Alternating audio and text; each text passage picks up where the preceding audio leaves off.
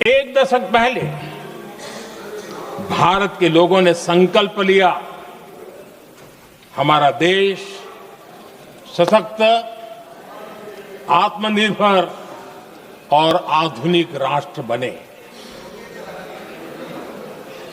रक्षा, सुरक्षा, हर क्षेत्र में बदलाव के लिए एक के बाद एक ठोस कदम उठाए गए, सीरीज ऑफ रिफॉर्म्स किए गए और देश में सेना में जो रिफॉर्म्स हुए हैं, जो आजादी के बाद पहली बार हुए। चीफ ऑफ डिफेंस स्टाफ की नियुक्ति, ये विचार कोई नया नहीं था, दुनिया में प्रयोग भी चलते हैं, भारत में निर्णय नहीं होते थे। हमने, ये बहुत बड़ा रिफॉर्म था, हमने किया और बहुत ही, मैं हमारी तीनों सेनाओं का अभिनंदन करता हूं कि इस व्यवस्था को उन्होंने दिल से सहयोग किया है, दिल से स्वीकार किया है। सबसे बड़ी ताकत ज्वाइंटनेस और इंटीग्रेशन की। इस समय नेवी हो, एयरफोर्स हो, आर्मी हो, ये इंटीग्रेशन और ज्वाइंटनेस ने हमारी ताकत को अनेक गुना बढ़ा दिया और उसका परिणाम भी हमें नजर में आया है, ये हमने करके देखा है। सरकार की जो डिफेंस प्रोडक्शन की कंपनियां थी, उसमें हमने रिफॉर्म किए। शुरुआत में वहां पर आग लगाना, आंदोलन करवाना, हड़तालें करवाने के खेल चल रहे थे, अभी भी बंद नहीं हुए हैं, लेकिन देश हित को सर्वोपरि मान करके उन डिफेंस इंडस्ट्री के हमारे जो लोग थे सरकारी व्यवस्था में, उन्होंने इसको मन से लिया, रिफॉर्म को स्वीकार किया और वो भी आज बहुत प्रोडक्टिव बन गए। इतना ही नहीं, हमने प्राइवेट सेक्टर के लिए भी डिफेंस के दरवाजे खोल दिए हैं और आज भारत का प्राइवेट सेक्टर आगे आ रहा है।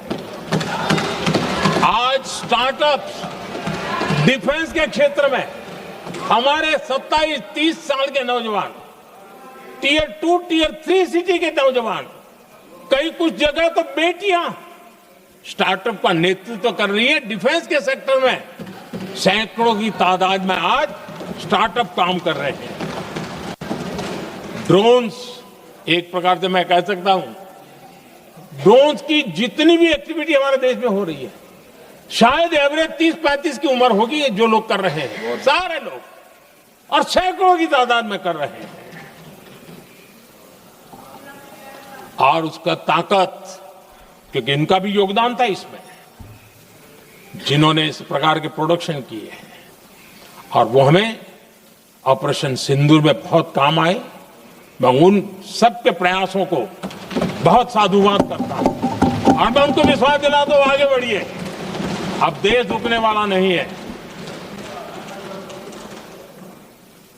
आदरणीय अध्यक्ष जी, डिफेंस सेक्टर में मेक इन इंडिया ये नारा नहीं था, हमने इसके लिए बजट पॉलिसी में जो परिवर्तन करना था, जो नए इनिशिएटिव ले रहे थे, वो नए इनिशिएटिव लिए। और सबसे बड़ी बात, क्लियर कट विजन के साथ हमने देश में make in India defence sector के अंदर तेज गति से हम आगे बढ़ रहे हैं। आदरणीय अध्यक्ष जी, एक दशक में डिफेंस का बजट लगभग पहले से 3 गुना हुआ है। डिफेंस प्रोडक्शन में करीब करीब 250% वृद्धि हुई है, 250% वृद्धि हुई है। 11 वर्षों में डिफेंस एक्सपोर्ट 30 गुना से भी ज्यादा बढ़ा है, 30 गुना से ज्यादा। डिफेंस एक्सपोर्ट आज दुनिया के करीब 100 देशों तक हम पहुंचे। और आदरणीय अध्यक्ष जी, कुछ चीजें ऐसी होती हैं जो इतिहास में बहुत बड़ा प्रभाव छोड़ती हैं। ऑपरेशन सिंदूर ने डिफेंस का जो मार्केट है उसमें भारत का झंडा गाड़ दिया है। भारत के हथियारों की डिमांड आज बढ़ती चली जा रही है, मांग बढ़ रही है। ये भारत में उद्योगों को भी बल देगी, एमएसएमई को बल देगी, हमारे नौजवानों को रोजगार देगी और हमारे नौजवान अपनी बनाई चीजों से दुनिया में अपनी ताकत का प्रदर्शन कर पाएंगे। ये आज दिख रहा है, मैं देख रहा हूं। डिफेंस के क्षेत्र में जो आत्मनिर्भर भारत की दिशा में हम जो कदम उठा रहे हैं, मैं हैरान हूं। कुछ लोगों को आज भी तकलीफ हो रही है, जैसे उनका खजाना लूट गया। ये कौन सी मानसिकता है? देश को ऐसे लोगों को पहचानना होगा। आदरणीय अध्यक्ष जी, मैं स्पष्ट करना चाहता हूं,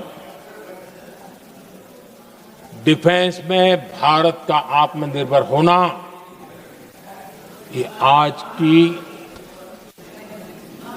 शस्त्रों की स्पर्धा में के काल में विश्व शांति के लिए भी जरूरी है।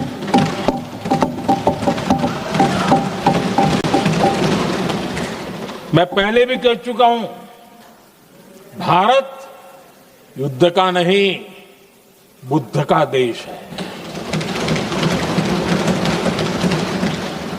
हम समृद्धि, शांति चाहते हैं, लेकिन हम ये कभी न भूले कि समृद्धि का और शांति का रास्ता शक्ति से ही गुजरता है।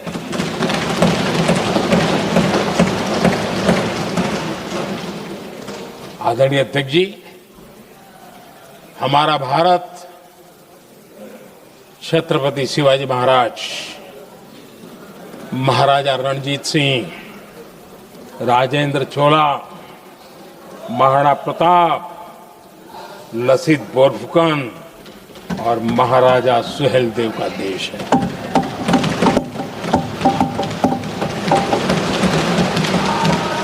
आदरणीय अध्यक्ष जी, हम विकास और शांति के लिए सामरिक सामर्थ्य पर भी फोकस करते हैं। आदरणीय अध्यक्ष जी, कांग्रेस के पास नेशनल सिक्योरिटी का विजन न पहले था और आज तो सवाल ही नहीं उठता है।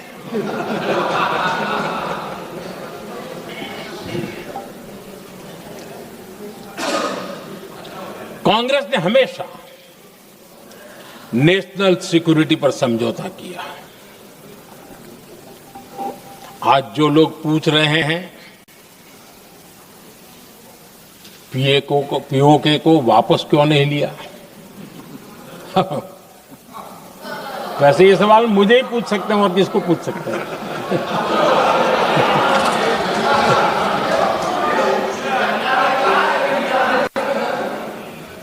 लेकिन इसके पहले जवाब देना होगा पूछने वालों को। किसकी सरकार ने पीओके पर पाकिस्तान को कब्जा करने का अवसर दिया? जवाब साफ है, जवाब साफ है। जब भी मैं नेहरू जी की चर्चा करता हूं तो कांग्रेस और उसका पूरा इकोसिस्टम बिलबिला जाता है, पता नहीं क्या है। आदरणीय अध्यक्ष जी, हम एक शेर सुना करते थे, मुझे ज्यादा इसका ज्ञान तो नहीं है लेकिन सुनते थे। लम्हों ने खता की और सदियों ने सजा पाई। आजादी के बाद से ही जो फैसले लिए गए उनकी सजा आज तक देश भुगत रहा है।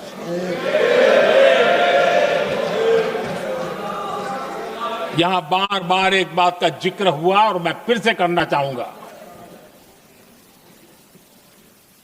अक्साई चीन की उस पूरे क्षेत्र को बंजर जमीन करार दिया गया, ये कह करके तो बंजर है, देश की 38,000 वर्ग किलोमीटर जमीन हमें खोनी पड़ी।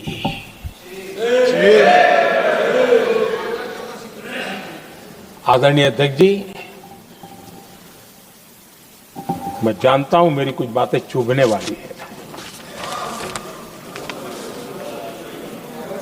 1962 और 1963 के बीच कांग्रेस के नेता जम्मू कश्मीर के पूंछ, उरी, नीलम वैली और किशनगंगा को छोड़ देने का प्रस्ताव रख रहे थे। भारत की भूमि, आदरणीय अध्यक्ष जी, और वो भी लाइन ऑफ पीस के नाम पर किया जा रहा था। 1966 रण ऑफ कच्छ पर इन्हीं लोगों ने मध्यस्थता स्वीकार की। ये था उनका राष्ट्रीय सुरक्षा का विजन। एक बार फिर उन्होंने भारत का करीब 800 वर्ग किलोमीटर क्षेत्र पाकिस्तान को सौंप दिया, जिसमें छड़बेट भी शामिल है, कि कहीं उसको छड़ाबेट भी कहते हैं।